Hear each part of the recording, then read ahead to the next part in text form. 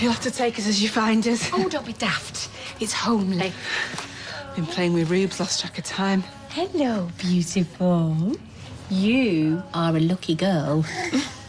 And if I implied otherwise, I am. Oh, it's me that should be apologising. I think the stress of today was starting to get to me. It's forgotten.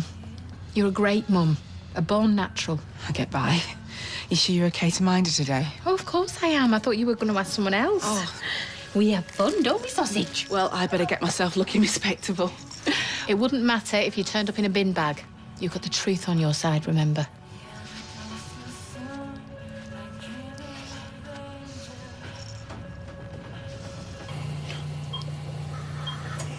See? Me and my pride. I'm pathetic. And what was I thinking of? Myself, as usual. So I am sorry, darling. And we are a foursome. And that's all that matters. All for one and one for all. You see, I need you by my side, honey. Because you've got children to raise. They'll be teenagers before we know it.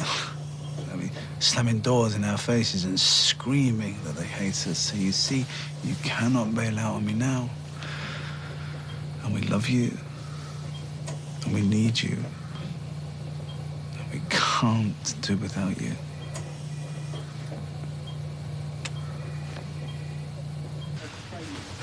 You getting a cab to court with Kirsty? No, Deirdre and Kern are giving us a lift. I wonder how my fizz bomb's getting on. Well, I'd save you pity.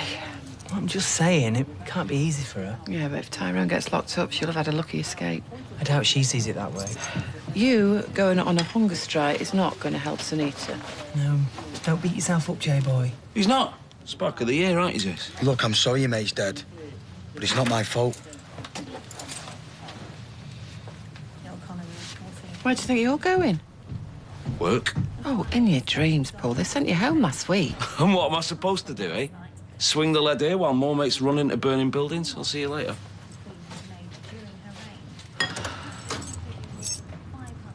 Now, rule number one, do not let them blooming barristers intimidate you. I know they're better educated and they've got a string of letters behind their name, but that does not make them better people. Of course not. They put them wigs on, they think they're it. Barristers, baristas. There must be a cracking coffee-based joke in there somewhere, Ken. Not now, Brian. No. Good luck, young Kirsty. Thank you. Say bye-bye to Mummy. Wish her luck. I'm doing this for us. How are you doing? I'll be glad when it's over. Well, once the day's out of the way, it'll be plain sailing. Just sit back and let justice take its course.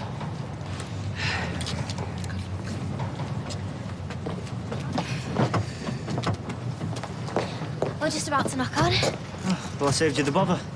How's Fizz? Well, what's it to you? Don't be like that. It's a mean world. Might as well get used to it. Send him a love, will you? Yeah, only if you send my love to your boyfriend. He's not my boyfriend. You know, it's all in your head.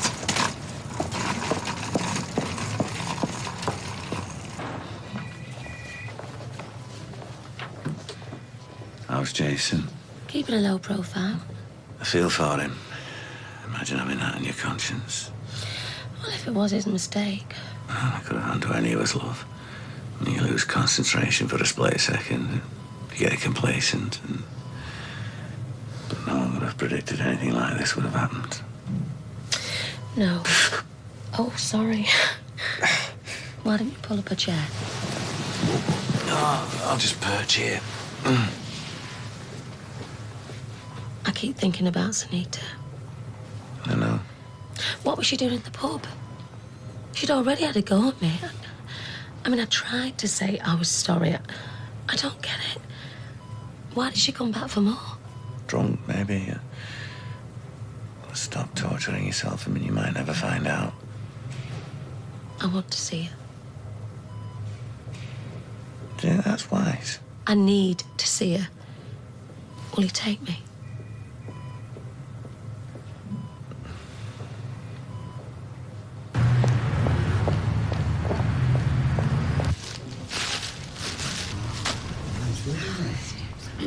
What are you doing?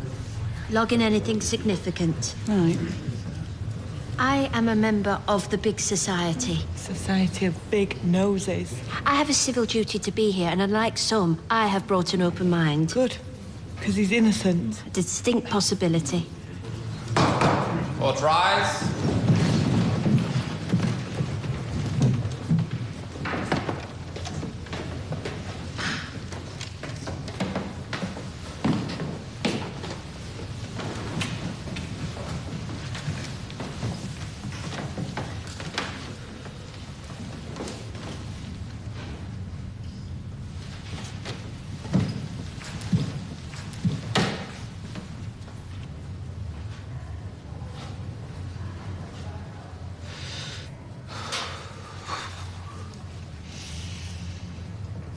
Ladies and gentlemen of the jury, please do not be taken in by the affable Grease Monkey act.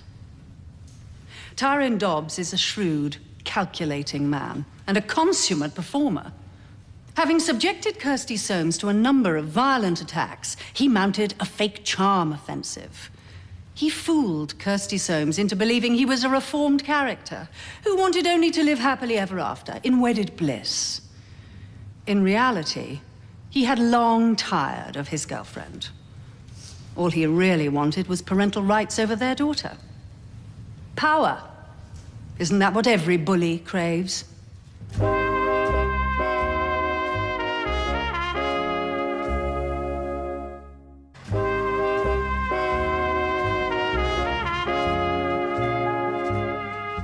Miss Grimshaw, how long have you known Tyrone Dobbs?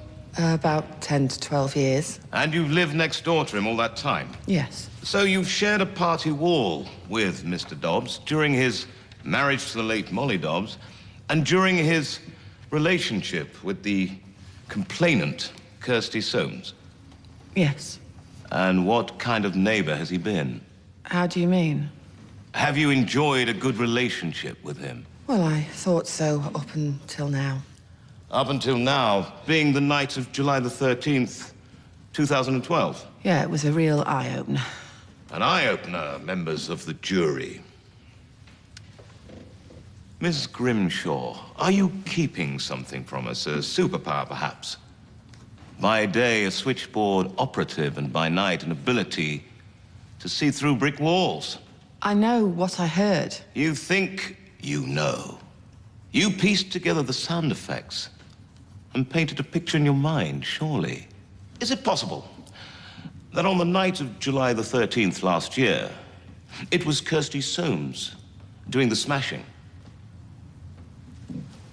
Miss Grimshaw, given that you lack a superpower, do you concede that it's possible that Kirsty Soames was the one hurling objects? I suppose so. Did you hear a female screaming or the sound of somebody being threatened? Did you rush next door to check if everything was okay? Well, no, but I did mention it to Tyrone's mate the next day. You mentioned it to a mate the next day? Yes, Tommy Duckworth. And did you make a beeline for this Tommy? I bumped into him outside the newsagent. Thank you. No further questions.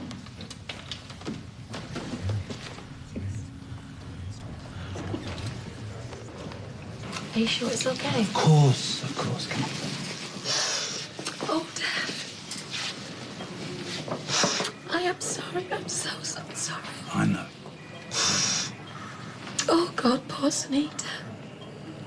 Well, where there is life, there is hope. That's right. So you're looking well. On the mend. That's good. I'm okay. I got off easy. She'd be so glad that you're here. I hope so. No, she would. She would. She never could hold a grudge. Everything's going to be okay, and when she wakes up, we're all going to rally round and help in her recovery. Listen, why don't you both stay for a bit? I think she likes the company. Oh, no, mate. I don't want to intrude. No, please. Please stay. Come on. I'll get another chair.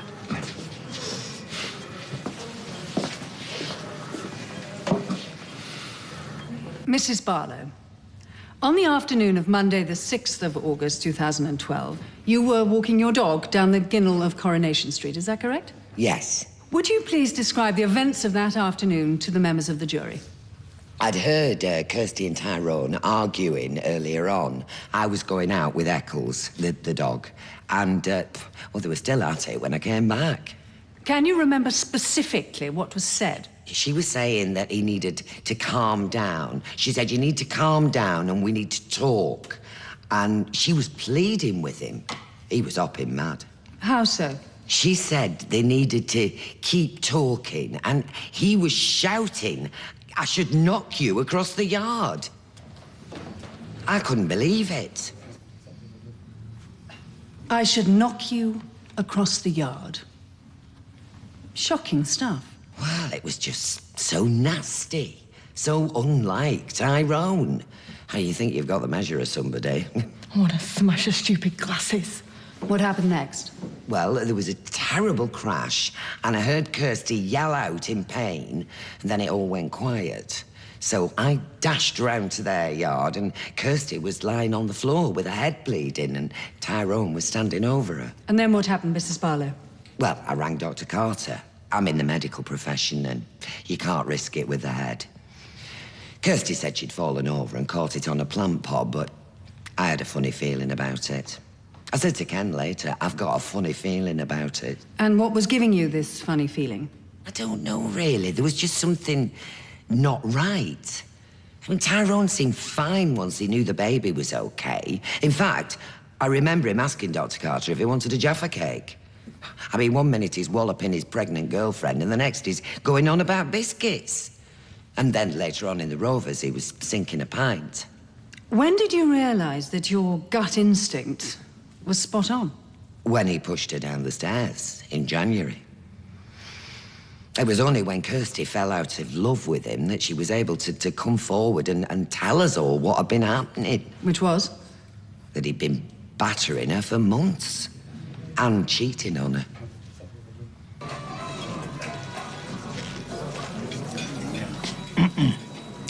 You sulking? I'm simply saving my conversational prowess for the imaginatively titled 1 o'clock club. It was a suggestion. It's not compulsory. Inane chit-chat with doolally pensioners. What could be more fun?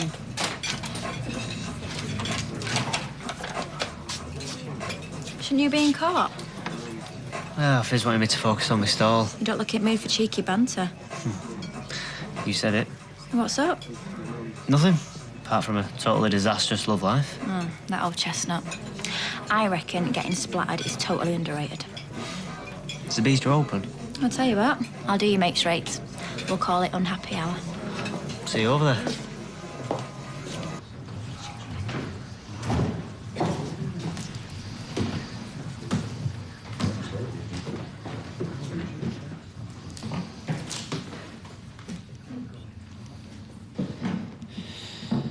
I swear by Almighty God that the evidence I shall give shall be the truth, the whole truth, and nothing but the truth.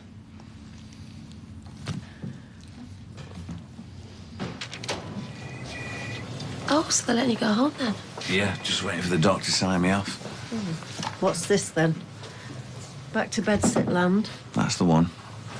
Doesn't seem right. Oh, I'll be fine. Should have a suite at the Hilton, with the keys to the city. Stella Price, Yeah, that's me. Detective Sergeant Willits, Detective Constable Leslie. Been investigating the fire at the Rover's return. She's very tired, officer. Won't it keep? No, it's all right, Mum. How can I help? We've just had some information through from forensics. The fire did originate in the cellar, but we've reason to believe that it wasn't an accident. No. Someone started the fire deliberately. It wasn't an electrical fault after all. Oh, well, that's Jason off the hook. Why would anyone want to do something like that? Whoever it was, they weren't messing around. They used paper and alcohol as accelerants. We're still waiting for specifics. It's pretty obvious they wanted to raise the place to the ground. And given that a firefighter died in the blaze, this is now a murder investigation. So you thought you were in labour, but Mr. Dobbs wasn't answering his phone? Just kept going on to voicemail. I couldn't believe it. Did you confront him about it? He flipped. He threw, I realise this is painful for you, Miss Soames. He, threw the steak and chips I cooked against the wall and smashed a vase of flowers. He slapped me around the back of the head, hit me up against the sink. Oh, that was you that did that. She's twisting it. Sit down, Mr. Dobbs. Did you ever get to the bottom of Mr. Dobbs' whereabouts on the afternoon you thought you were going into labour? Eventually, yeah. He admitted he'd been round at Fizz's, but swore blind he was doing some DIY. For a mate. Remind the court, Miss Soames, how pregnant were you at this point? 7 months. 7 months. No further questions.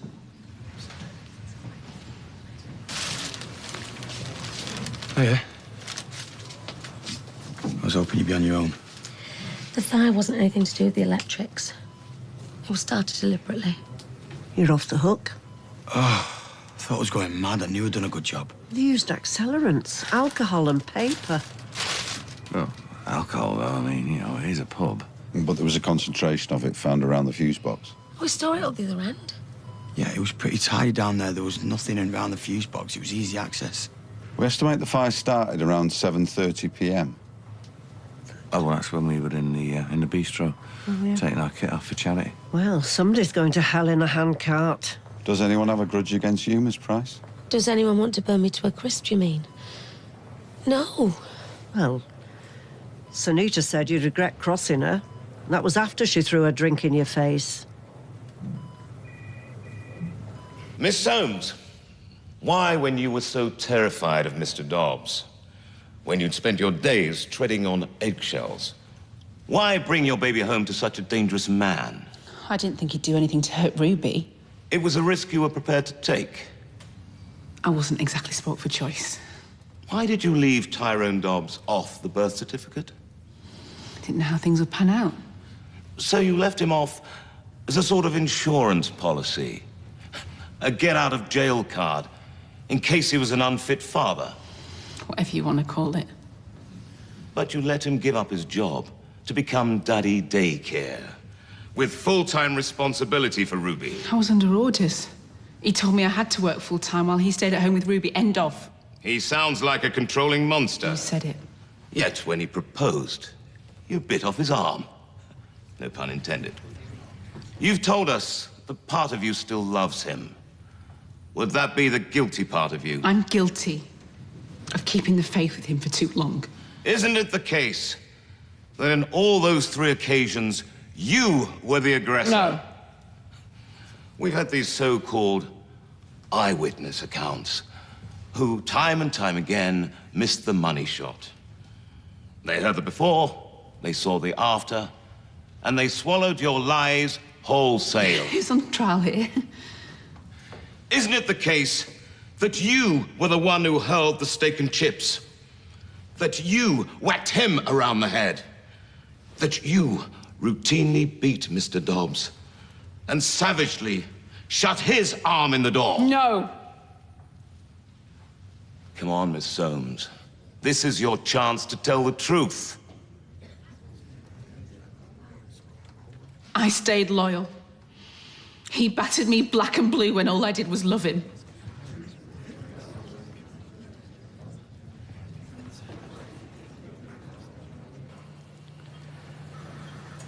She looks peaceful. Oh, no change. But no deterioration either, so that's something, right? This is obviously a very difficult time for you, but... No one, please. You do what you need to do. Thank you. We understand that there is no love lost between Sunita and Stella Price. Well, none of that matters now. In fact, Stella came to see Sunita just a few hours ago, didn't she, Annie? And we understand they had a very public row shortly before the fire started. I'm sorry, what are you implying? Forensics have confirmed that the fire was started deliberately. Maliciously. By somebody with a grudge against the landlady or her family. And given that a firefighter died, this is now a murder investigation. Can we step outside, please?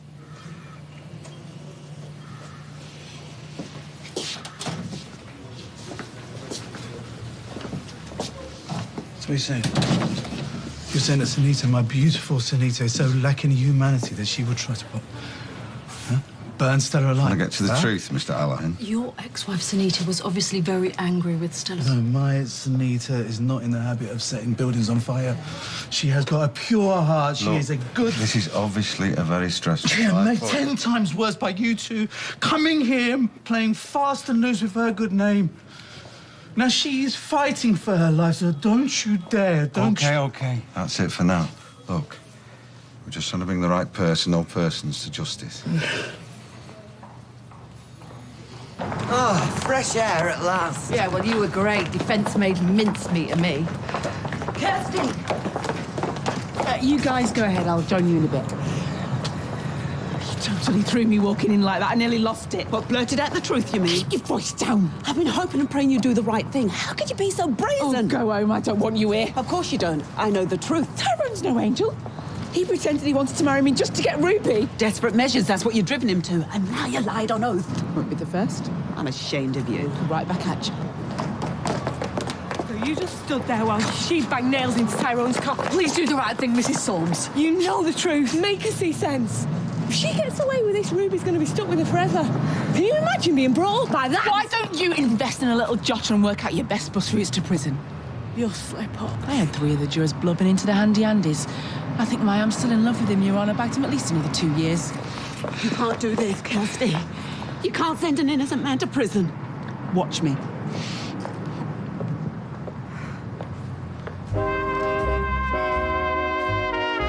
Coronation Street continues in half an hour.